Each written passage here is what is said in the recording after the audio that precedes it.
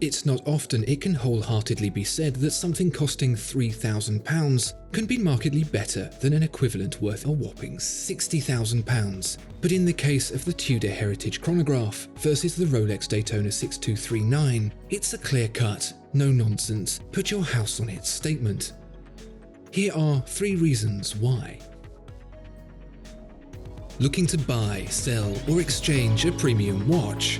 Visit Watchfinder, the pre-owned watch specialist. A big thank you to every single person who watches and enjoys these videos. It really means a huge amount to us, and to me personally. I wouldn't be here doing this without you. If you do like the videos, your subscription would be hugely appreciated. It helps more than you can know. Thank you. I don't know if you've ever had the opportunity to drive a £60,000 car, but generally speaking, it's a little bit of a nerve-wracking experience. Someone pulls out in front of you, even a decent way away, and you're likely to take a bite out of the seat. The value can be overwhelming, the responsibility sapping away any possible chance of enjoying the thing, so long as there are other drivers on the road. Now imagine wearing that value on your wrist. How many times have you donked your watch on a door frame? The immediate reaction is to wince because it could have just knocked a few quid off the value. Now imagine that with a watch that costs £60,000. A donk on the door frame could lose you the value of a small Kia. Obviously, I get that people don't tend to buy £60,000 Rolexes only to drive around in Kias, but the people who do buy those watches don't really count as most people. For the rest of us, you and I, a £3,000 watch is probably plenty enough to be taking chunks out of the furniture with. Now listen, I understand why the Rolex costs what it does. It's a watch that failed to make it to space, that failed to sell, that failed to compete with its rivals, and ultimately became the kind of watch you'd get gifted rather than buy yourself. At least that's true in the case of Paul Newman. Facetious remarks aside, the early Cosmograph Daytona is a fascinating, rare mark on Rolex's otherwise groundbreaking record, an oddity that has seen collector interest turn what once could barely be sold into something most people could never hope to afford. There aren't many better examples of irony than that. If you could only have a tiny crumb, let alone a slice, from that particular pie, however, it would still be a pretty tasty morsel. And that's exactly what the Heritage Chronograph from Tudor is. Same great brand-ish, same great look, and more importantly, way more affordable.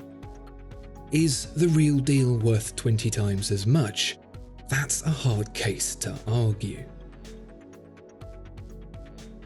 Right, so there's the minor issue of wearing a sizable house deposit on your wrist day to day, but let's be serious. These aren't watches getting worn down to the pub or at the local bowling alley. It's a special occasion kind of watch, if that special occasion is having your Rolex Daytona 6239 reappraised for insurance purposes.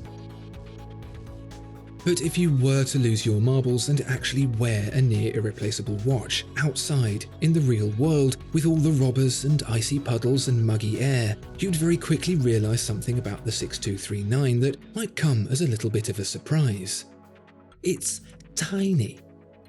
This was from back in the day when sports watches were a pretty new concept, when a 39mm Speedmaster was considered to be a hulking brute. For a company like Rolex, buying parts rather than making them, you get what you're given, and that's a teensy little 36 and a bit millimeter case. Now, 36mm isn't necessarily too small for a watch, but it's most unexpected when it comes to a sporty chronograph. Without a doubt, in the modern world, that makes it kind of difficult to wear. Unless you're incredibly handsome, of course, and then anything looks good. Enter the Tudor. It's no waif at 42mm, but they're 42 very well executed millimeters, proportioned in a way that blends the timeless balance of the Daytona into a case size that won't get lost under my wrist hair. If the Rolex is the real memory, clear and unforgotten and tainted with failure, the Heritage Chronograph is the rose-tinted one, the one that gets the hairs on the back of your neck standing on end. It also, not being quite the old-timer, won't leak in the swimming pool.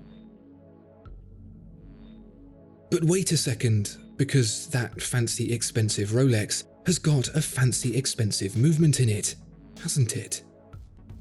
Not like the Tudor, which borrows its mechanism from down the road from a little conglomerate called the Swatch Group, owners of bulk movement manufacturer ETA, makers of the 2892 that powers this watch, along with a little help from a Dupois-Dupraz chronograph module.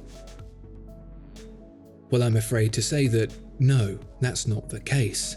The 6239 doesn't source its drive from anything particularly fancy, rather a Valjoux 72, the go-to hand-wound chronograph movement of the era. Hoyer used it, Breitling used it, Gallet used it, Universal Genève used it, Zodiac used it, Eterna used it, Lecoultre used it.